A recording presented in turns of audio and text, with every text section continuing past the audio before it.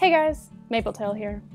Hey, it's 2020, so today I'm counting down my favorite warrior books from the past decade. Disclaimer, these are just my personal favorites. It's not like a definitive list or anything. Also, don't forget it's been a while since I've read some of these, so I'm going to have to base my opinions somewhat on what I remember and what I'm willing to read off the wiki. As for the drawings, I'll be drawing my favorite character from each book, so it looks like my options are from Fading Echoes and onwards. Oh no! That leaves out the Fourth Apprentice! I was totally gonna put that masterpiece on my list. Oh well. On to number 10, Sign of the Moon. Look, I get it. Everyone hates when the cats have to travel to the tribe of rushing water. And I'm not a huge fan of it either. But Half Moon. Half Moon. I just like Half Moon, you guys. This is also the only Omen of the Stars book to make the list, as I'm just not the series' biggest fan. I don't hate it or anything, I just like other books more. A lot more. A lot more.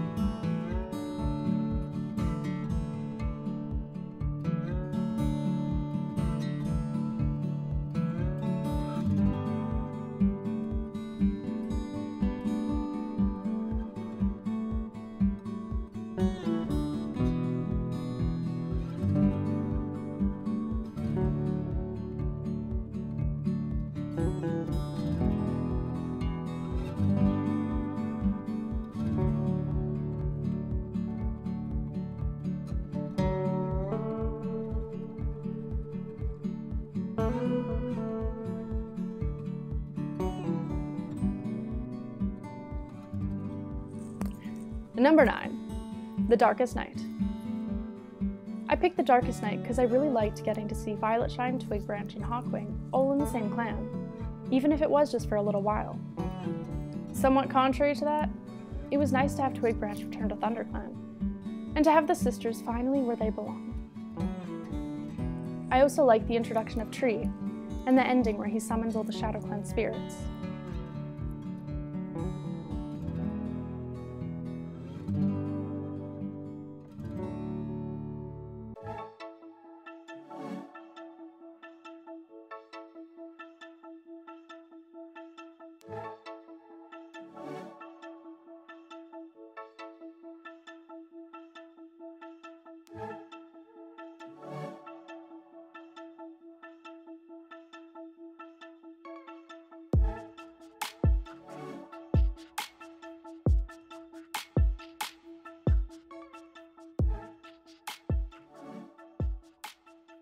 Number 8, Shadows of the Clans.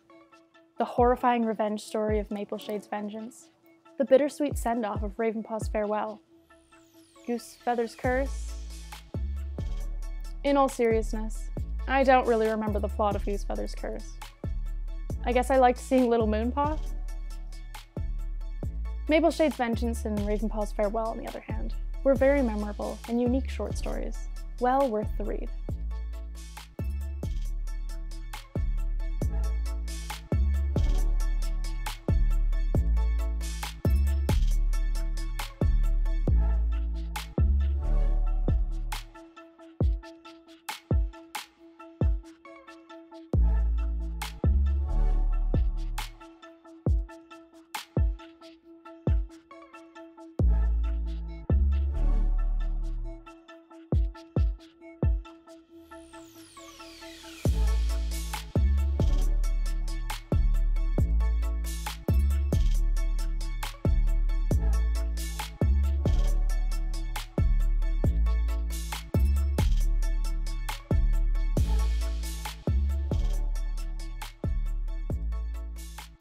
Number 7, The Sun Trail. Surprised to see the Sun Trail on here? Don't get me wrong, I understand the complaints about this book. Its slow start, all the traveling, etc., etc. But for me, The Sun Trail is a really important book. I stopped reading Warriors after The Last Hope. I thought it was a relatively satisfying ending, and I wasn't interested in reading some prequels. Boy, did I not know what I was talking about. The Sun Trail got me back into reading the books and back into the fandom. The characters, the story, the lore, I loved it all. The Sun Trail's not my favorite from Dawn of the Clans, but it is the closest to my heart. Personal significance aside, there's a lot to love here. I loved getting to see Half Moon again, of course, but it was really cool to see the territory we know so well through new eyes. I also really liked getting to meet Storm, and I loved the whole plot point where Clear Sky rejects Thunder, and Greywing takes him in. It was also just fun to slowly figure out which of these cats would become the first leaders, and guess which cats would end up where.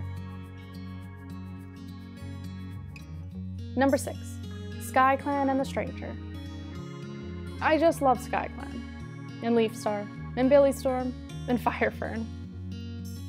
It was also just really cool to get a backstory for Soul. This is definitely my favorite Warriors manga, and that's it.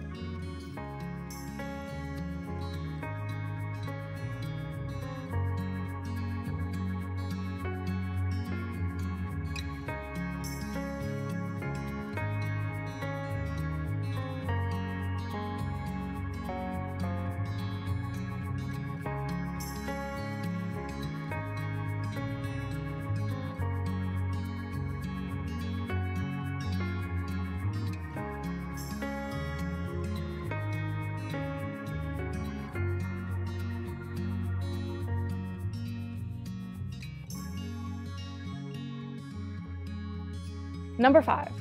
The First Battle. The First Battle. What an iconic book! Full of some of my favorite characters, like Lightning Tail, Pebbleheart, Tall Shadow. Thunder finally returns to the moors and to his true father, Greywing. And of course the battle itself, the death of all these cats I had come to know and love. Not to mention the introduction of StarClan. When I think of Dawn of the Clans, it's this book, this battle, that comes to mind. It was just such an important and devastating battle that really set the scene for what this series was all about.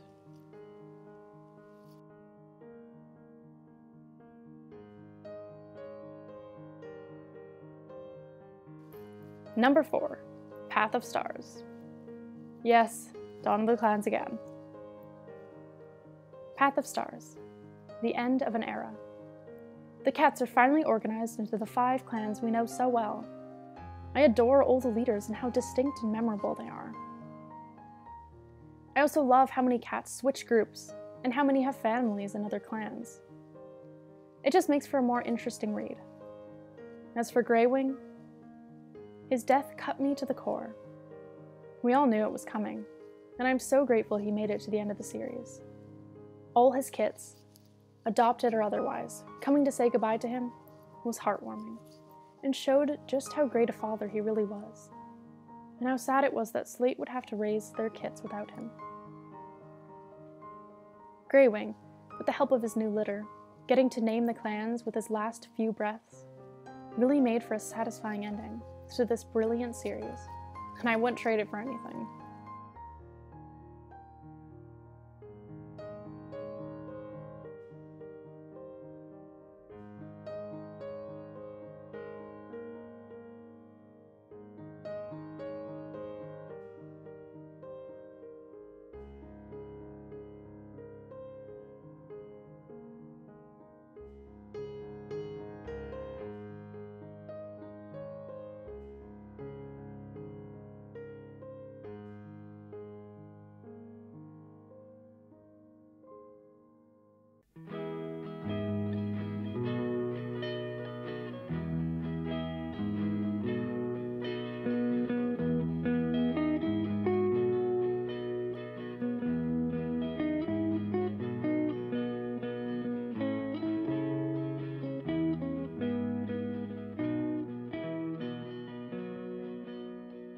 Number 3.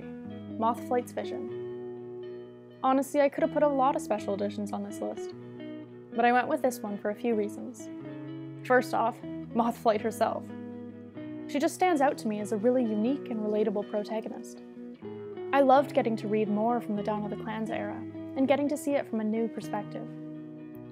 Secondly, it was also really cool, seeing how some of the finer details of clan life came to be, including why medicine cats can't have kits. Moth's relationship with Maiko was definitely a highlight of the book for me, and their kits were just so cute. It was heartbreaking to see Moth lose almost everything over the course of her life, but I'm just a sucker for those types of stories. Number 2, The Silent Thaw. I mean, I read the whole book on release day, so yeah, I liked it. What can I say about The Silent Thaw that hasn't already been said? The intrigue, the mystery. I love each one of our new protagonists, and how they all have really important roles in the story, and also that they're from different clans. I really appreciate how all 3 of them are children of the previous main characters. And I like that we get to see Violetshine, Dovewing, Tigerstar, and Ivypool all in a new light, and a more likable one in Tigerstar's case. I've never been super involved in making theories and whatnot, but this book changed that, and I think that says a lot about it. I can't wait to keep reading this newest series, and I'm excited to see where the story goes next.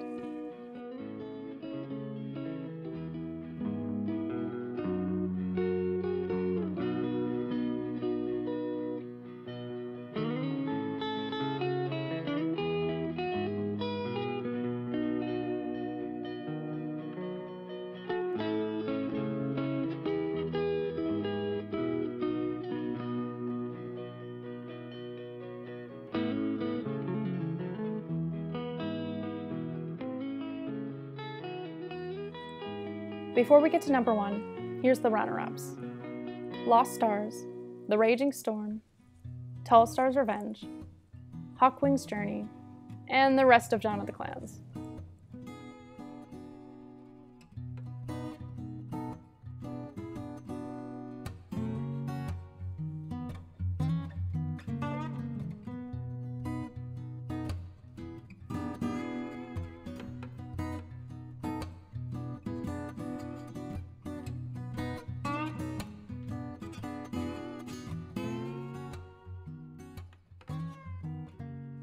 Number 1, Cricket Star's Promise. I love this book. And not just because it's Riverclan, though that may or may not be a factor. It was great to read all about these first series Riverclan cats, and to get some important backstory for them. Cats like Crooked Star, Leopard Star, Silverstream, Mudfur, and Greypool. And I'm all about forbidden romances gone wrong, so Willowbreeze's parents really appealed to me. Speaking of Willowbreeze, her and Cricket Star, need I say more? They're just one of the cutest and best written couples that Warrior Cats has ever seen, as far as I'm concerned. I just love everything about this book. It's got Riverclan, half-clan cats. My favorite Blue Star even makes an appearance. Not to mention the intriguing story and all the other lovable characters.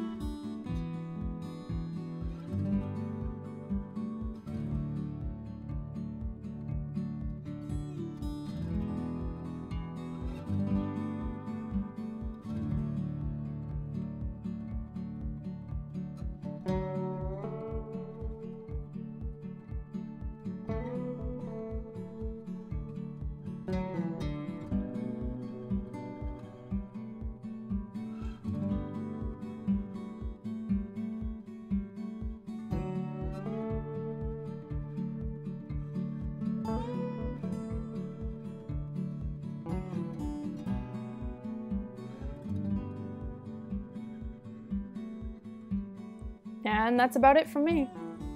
Leave a like and subscribe for more videos like this. And let me know in the comments what your favorite Warrior Cats books have been from the past decade. Anyways, thanks for watching, and bye for now.